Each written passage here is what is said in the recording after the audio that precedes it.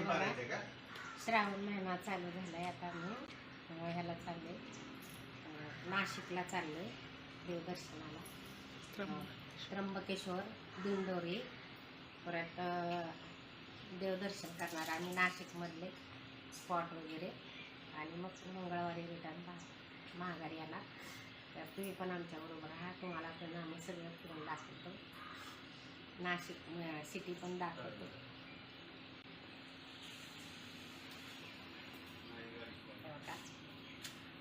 गाडी वगैरे पुसली, आता गाडी काढायची बाहेर, गेट खोललंय.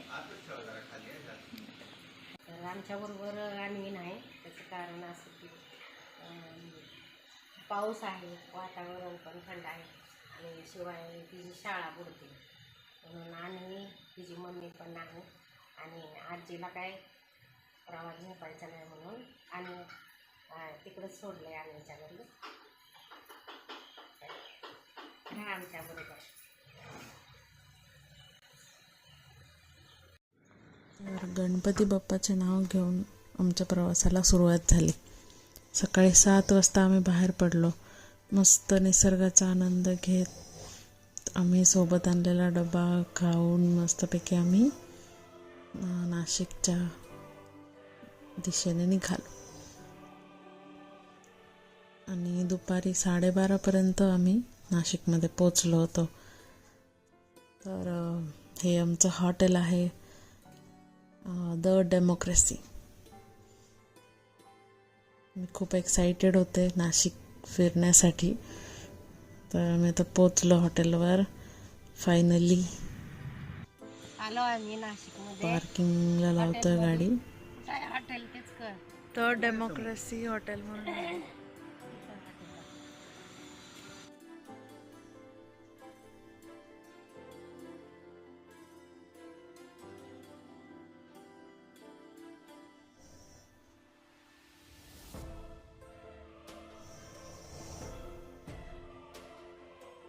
आता आम्ही चेक इन करतोय हॉटेलमध्ये. खूपच सुंदर हॉटेल आहे, मस्त लक्झुरियस असं दिसतंय. हे आमचे रूम्स आहेत मस्त असे, आणि ह्या सेक्शनला यांनी गंगा घाट हे नाव दिलं आहे. यांनी गंगा घाटप्रमाणे ह्या सेक्शनला रूप दिलं आहे, असं की तिथे स्विमिंग पूल आहेत आणि बाजूला खूप सारे लायटिंग्स केलेत.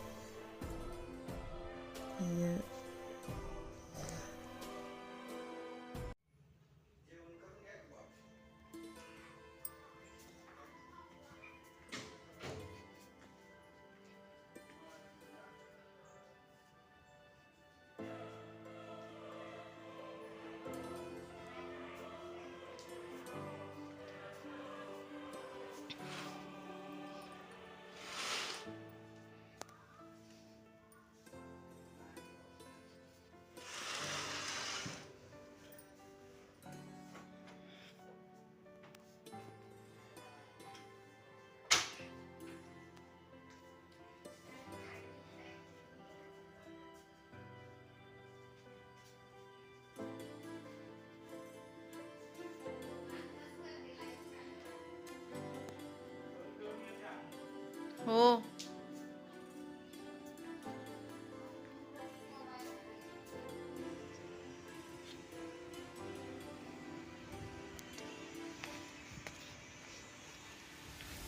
आता आराम झाला, रेस्ट झाली. थोडीशी 4ला उठल्यामुळं बस असं झोप आल्यासारखी झाली, आणि आता आम्ही निघालो. थोडंसं फिरून येतो, जरा मंदिराकडे जाऊन येतो. पास वगैरे किती काय आहे, कसं आहे दर्शन ते आम्ही बघून येतो. तर इकडे स्विमिंग पूल आहे, खूप असं छान शशीने हॉटेल बुक केलं आहे, आणि सगळं हिरवळ आहे, आणि इकडं आमची रूम आहे. खूपच छान आहे.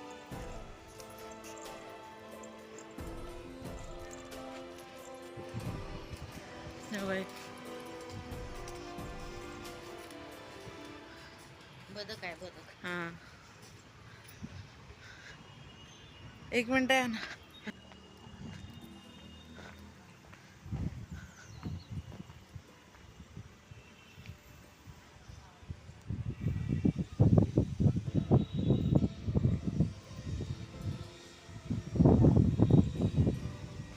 छान असे स्टॅच्यूज आहेत इकडे. स्टॅच्यू आहे.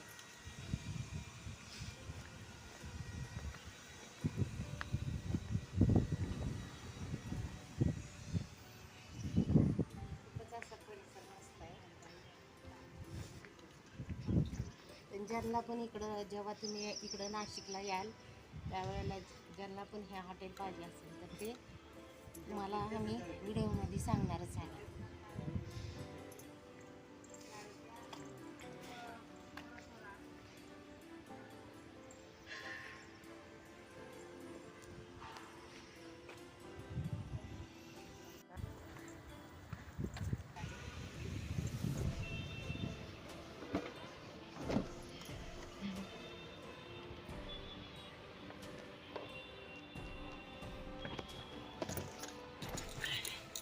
थंडी वाजली AC मध्ये.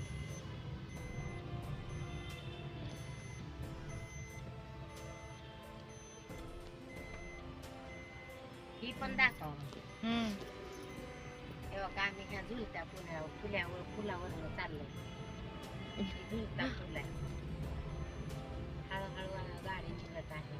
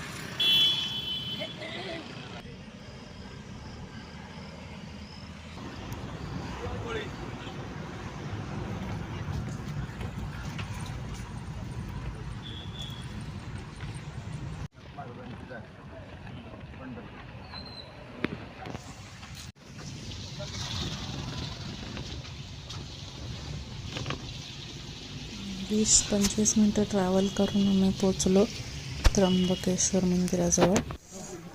तिथे मस्त मोठी नदी होती आणि तिथे खूप सारे मासे होते. सगळे ते माशांना खाऊ टाकत होते. आम्ही पण थोडासा खाऊ घेतला आणि त्या माशांना टाकला. छान वाटलं. छान परिसर एकदम मंदिराचा.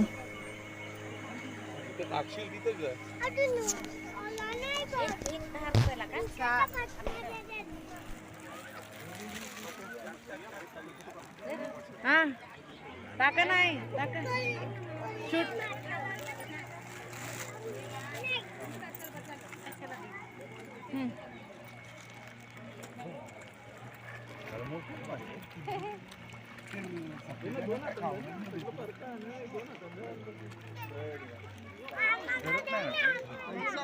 जास्त आवडते.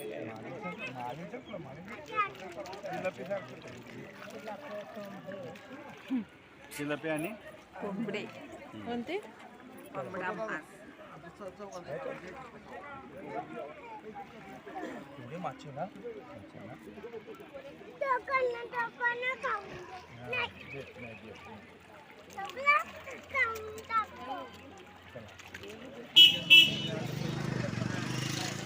आम्ही निघालो मंदिराच्या दिशेने. इकडून कळसाचं दर्शन. कळसाचं दर्शन घेतलं. इथून खूप स्पष्ट कळस दिसत होता मंदिराचा. असंच पुढे गेलो. इथे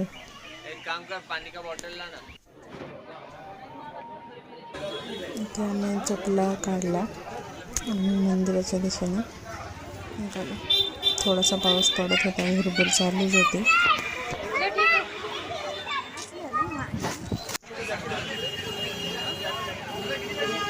चहा पिला येवल्यामध्ये.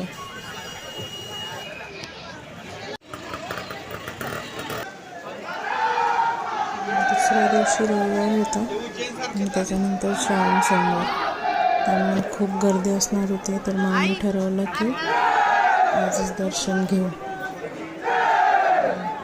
तर आपल्याकडे टाईम पण होता, अर्धा दिवस होता. भरपूर मोठी लाईन होती, दर्शन घ्यायचं होतं म्हणून लाईनला लागलो. खूप सारी गर्दी होती. देवाचं नाव घेत हळूहळू आम्ही पुढे चाललो. ते लाईव्ह दाखवत होते टी व्हीवरती, पिंड, शंकराची पिंड दाखवत होते लाईव्ह. त्र्यंबकेश्वर ज्योतिर्लिंग हे भारतातील एक प्राचीन तीर्थस्थान आहे. सर्व 12 ज्योतिर्लिंगांपैकी हे विशेष आहे. हे स्वयंभू मंदिर नाशिक शहरापासून 28 किलोमीटर अंतरावर सह्याद्री पर्वताच्या पायथ्याशी वसलेल्या त्र्यंबकेश्वर तालुक्यात स्थित आहे. गंगा गोदावरी नदीचे उगमस्थान त्र्यंबक जवळ आहे. अशा त्र्यंबकेश्वर ज्योतिर्लिंगाचे आम्ही दर्शन घेतले.